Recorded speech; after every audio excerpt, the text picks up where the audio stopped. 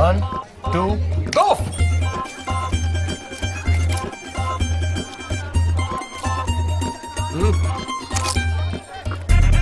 Go Kappa champion. Aande!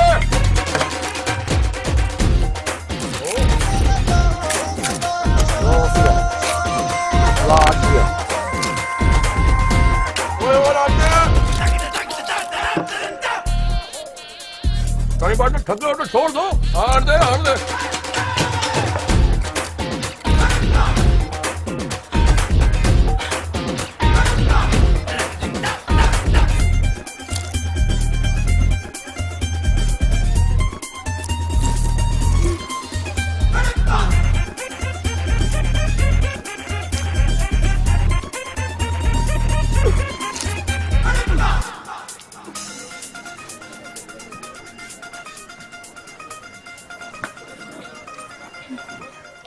So what clicks you after you have seen these clippings? Yes, some of you must be thinking, as we keep doing or having something repeatedly over a period of time, the joy what we derive from it keeps diminishing or decreasing. Hello my dear friends, today I Rajeshwari am here to take you along with me to a very important and practical topic in economics with which we all can associate ourselves, called law of diminishing marginal utility. Before we get into the details, let us know the meaning of the word utility. According to Professor Hobson, utility is the ability of a good to satisfy a want. In short, if a good has a power to satisfy our want, we say it has utility. Let us see what utility is and what it is not. English dictionary defines the word utility as usefulness, but economists deny this meaning.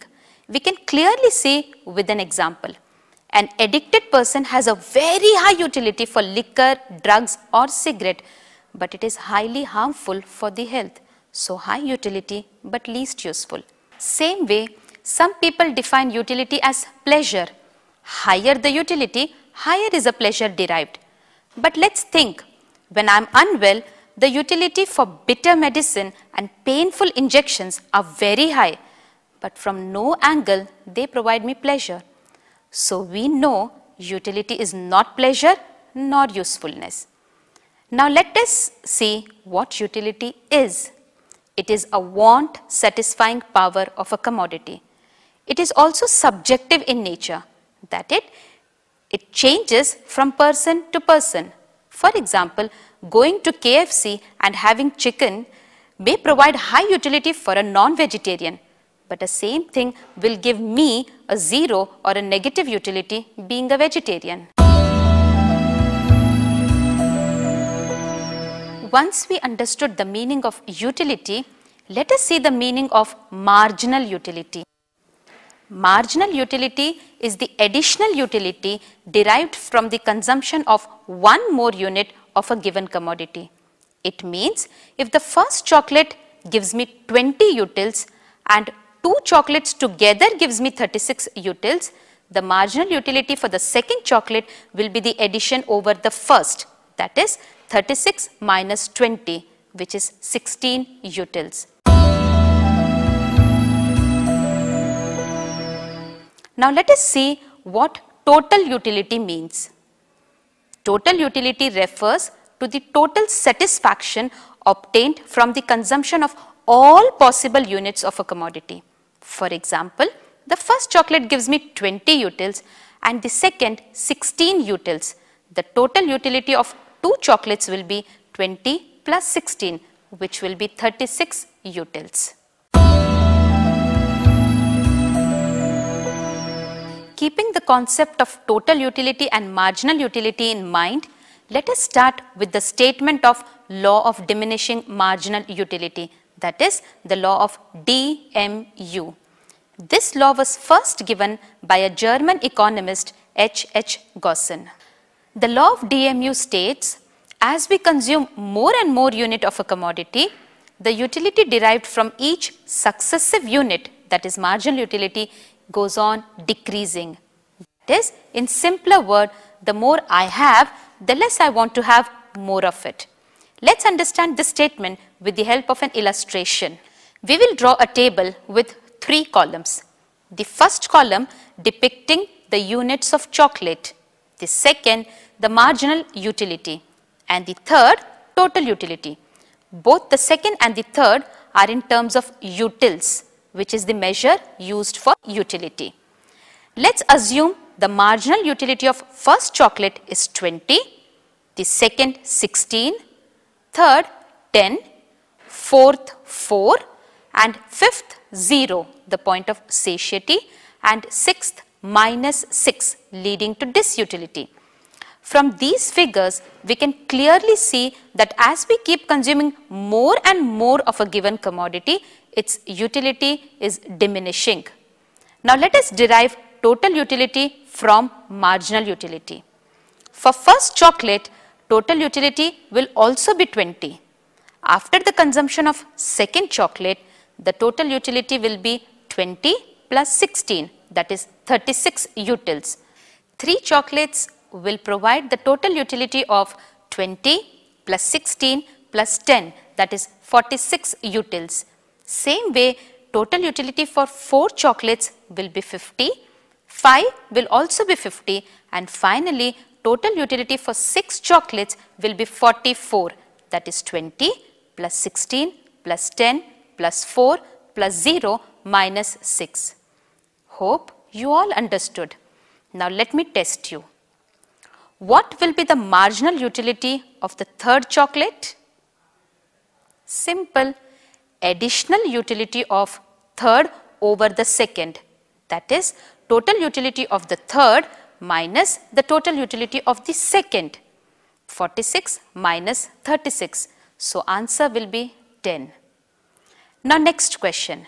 What will be the total utility for 4 chocolates? Yes, you guessed it right. Marginal utility for the first plus the marginal utility of the second plus the marginal utility of the third plus the marginal utility of the fourth chocolate, 20 plus 16 plus 10 plus 4, which will be equal to 50. Now let us draw the graph based on the above data. Units of chocolates are shown along the x-axis and the total utility and marginal utility are measured along the y-axis. With the help of a data provided, let's plot the graph. We can clearly see from the table that the total utility is increasing till 4th chocolate, remains constant at 5th chocolate. That is, it reaches its maximum and then starts falling with the consumption of the 6th chocolate. Whereas, marginal utility is at 20 at the consumption of first chocolate, then it keeps falling with each successive unit of consumption. At 5th chocolate, marginal utility becomes 0, and with further consumption, marginal utility goes into negative. We can see the relationship between total utility and marginal utility in 3 stages. First stage, till the 5th chocolate, total utility increases at a diminishing rate. That is, it is increasing, but the rate of increase is falling, and marginal utility is falling, but it is positive.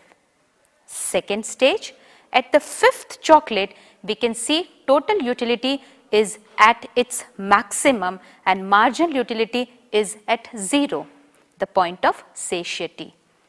Third stage, with 6 chocolates, total utility starts falling and marginal utility becomes negative.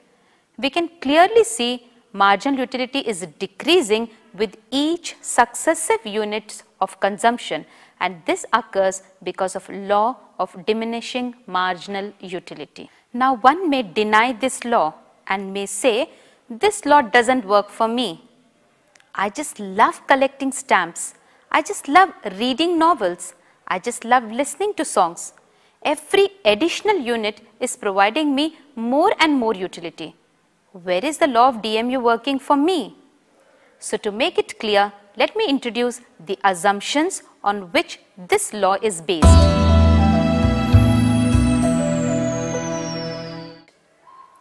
Law of DMU operates under these assumptions: cardinality, reasonability, continuity, homogeneity, and rationality.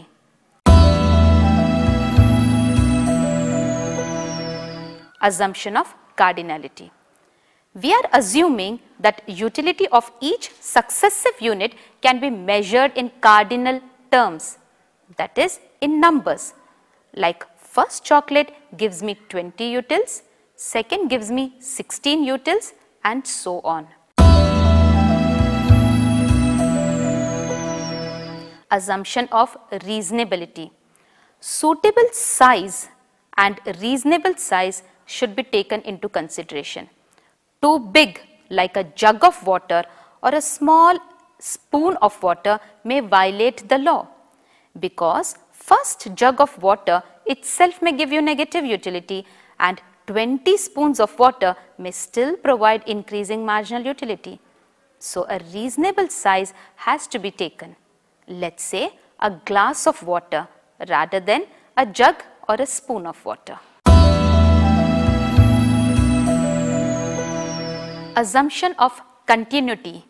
If I consume one chocolate today, second one tomorrow, and the third one after a week, law of DMU will not work. Therefore, commodity should be consumed continuously without any break in between. Every day. Assumption of homogeneity. Let's assume first chocolate is a fruit and nut chocolate, second one a wafer chocolate, third one a milk chocolate, and fourth a dark chocolate. If one loves dark chocolate, his or her marginal utility for fourth chocolate will be higher than the previous one, which violates the law. Therefore, we have to take an identical commodity, that is, all units can be dark chocolate, or all can be a wafer chocolate, or all of them can be of any other flavor.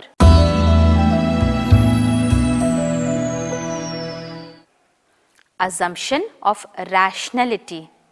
An individual is assumed to be rational who measures, calculates, and compares his utility and aims for maximizing total satisfaction.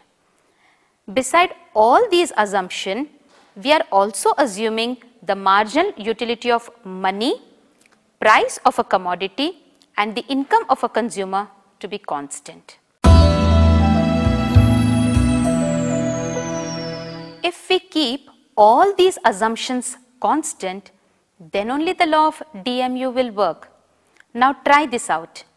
Keep reading the same novel, keep collecting the same stamp, keep eating the same dish, and so on.